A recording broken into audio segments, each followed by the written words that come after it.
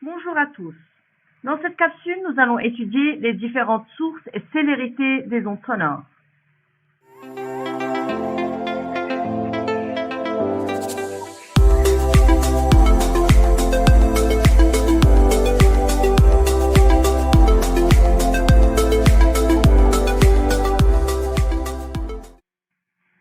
Quels sont les différents domaines d'ondes sonores?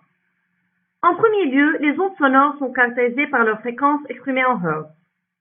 Les ondes sonores audibles correspondent aux sons que le système auditif humain peut détecter. Ce sont les ondes dont la fréquence est comprise entre 20 Hz et 20 kHz.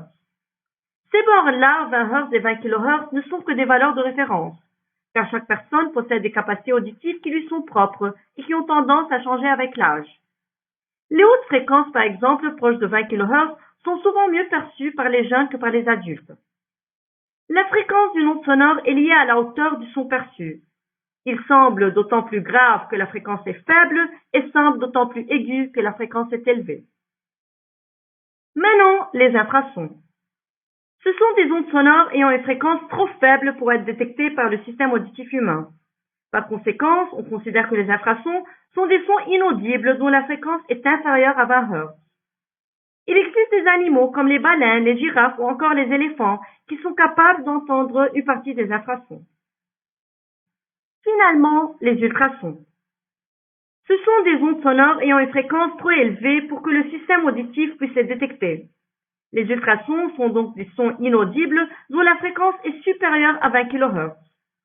Il y a certaines espèces qui peuvent percevoir une partie des ultrasons, comme les chiens, les chats ou les dauphins.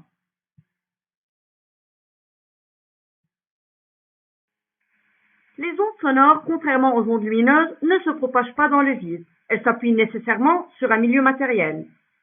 La vitesse ou bien la célérité d'une onde sonore dépend du milieu dans lequel elle se propage.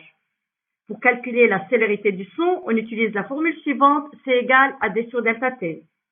Pour calculer la distance parcourue par l'onde sonore, on multiplie la célérité par la durée et finalement, on calcule la durée du parcours en divisant la distance parcourue par la célérité du son.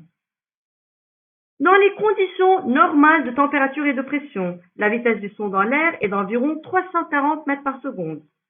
Cette vitesse est alors suffisante pour avoir l'impression que le son arrive instantanément à l'oreille lors d'une discussion.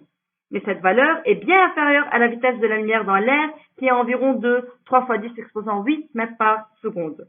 C'est pourquoi, lorsque, disons, la foudre tombe pendant un orage, le tonnerre retentit quelques secondes après qu'on ait vu l'éclair.